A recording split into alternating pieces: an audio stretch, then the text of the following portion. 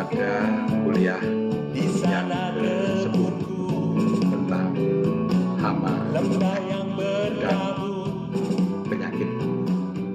Hama kakao banyak karena situasi di bawah pohon kakao itu sangat merangsang untuk tumbuh banyak hama dan penyakit karena situasinya lembab, situasinya ternaungi itu mengundang banyak sekali organisme tanaman pengganggu, apalagi kalau pemangkasannya kurang bagus sehingga sinar tidak bisa masuk sama sekali ke dalam celah-celah kebun kakao, itu sangat menguntungkan hama dan penyakit.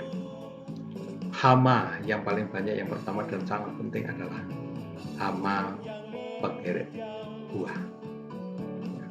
Penggeret buah kakao BBK. Buah kakao itu banyak hamanya. Ada penggeret buah, kemudian ada juga kepik penghisap buah, ada lalat buah. Karena apa? Karena memang kakao itu buahnya besar, lalu mungkin daging buahnya itu menarik untuk dimakan. Jadi sumber makanan daripada penggeret, sumber makanan dari lalat buah dan itu hama yang di buah. Kalau kakao sudah kena hama penggeret buah, maka bijinya akan rusak. Buahnya juga tiba-tiba cepat masak dan di dalam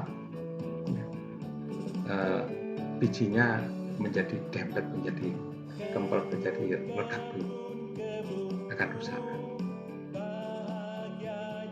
Itu untuk penggeret buah.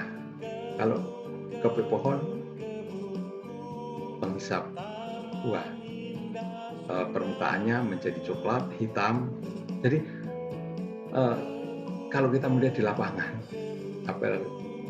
apalagi tanaman yang banyak tidak terawat, itu buahnya pasti penuh dengan bercak-bercak, boleh hitam, boleh coklat. Sebenarnya bagaimana untuk menghindari itu? Sebelum kita sampai kepada insektisida, kita harus melakukan cara pertama adalah dengan ditutupi. Setelah mulai buah akan besar, maka ditutupi, artinya disaru. Buah disarungi supaya hama tidak masuk. Disarung. Jadi sarunisasi atau kondomisasi boleh satu-satu. Lalu juga ada metode biologi, yaitu dengan cara mengusirnya dengan semua hama itu. Ya, BBK itu takutnya dengan semut hitam. Ya. Kemudian semut hitam itu bagaimana caranya? Ya didatangkan saja, ditaruh di pohon kakao. Atau biasanya kalau semut hitam itu yang sering kita jumpai adalah membuat rumah-rumah di daunnya kelapa, di belarak, maka kita gantungkanlah belarak-belarak kering begitu, ditaleni, digantung di pohon supaya itu menjadi sarang semut. Itu hama yang ada di buah. Lalu ada hama penggeret batang. Penggeret batang ini dia menggeret batang sampai tembus kepada silip. Kalau batang tanaman itu kan terdiri dari phloem dan silip. Silip adalah yang ada di dalam, yang kayu, tempat tempat air naik dari bawah ke atas. Kalau phloem untuk saluran makanan, untuk makanannya. Phloem yang ada di luar, seperti itu. Dia menembus sampai pada silip. Kalau sudah sampai pada silip, saluran air terganggu, maka pasti akan segera mengering, segera layu akan mengering. Caranya apa?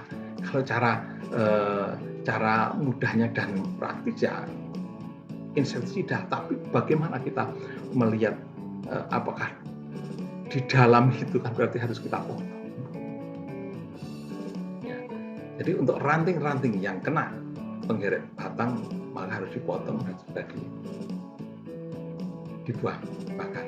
Oleh karena tadi yang pertanyaannya si Saiful kemarin ada di kuliah 8 ada pertanyaan dari Saiful Anwari, apakah hasil pangkasan di situ hanya yang ditinggal daun-daun saja dan yang tidak berpenyakit. Yang berpenyakit harus kita potong rantingnya lalu kita buang jauh-jauh. Itu hama penggeret batang. Kemudian untuk penyakit kakao itu adalah yang pertama karena jamur, ya. Busuk buah, ya, buah memang banyakan. Jadi kalau hama buah sekarang penyakit buah itu busuk buah, Phytophthora. Ya. Lalu Phytophthora itu ya juga menimbulkan besak-besak coklat berwarna hitam, cendawan. Ya. Lalu apa? Ya disemprot dengan fungsida kan gitu. Lalu ada kanker batang. Kanker batang itu ya tapi tidak terlalu banyak kalau kanker batang itu.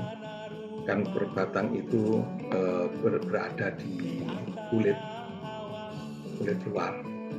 Dia akan tumbuh datang, jadi caranya hanya diam saja nanti untuk begitu sudah ada kanker batang maka diseset kulitnya lalu setelah itu disemprot dengan fungisida.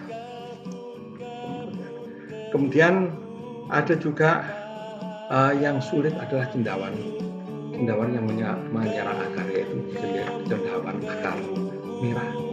Menyerang akar memang sulit ya karena dia menyerang ada di dalam. Tiba-tiba tanaman seluruhnya mati. Ya. Caranya adalah iradikasi. Jadi ya memang harus tebang pohonnya dikeluarkan supaya tidak kemana-mana cendawannya bekas tanaman tadi itu langsung sudah diberi fungisida, kemudian diberi kapur, perlakuan supaya cendawannya mati dan tidak menyebar kemana-mana.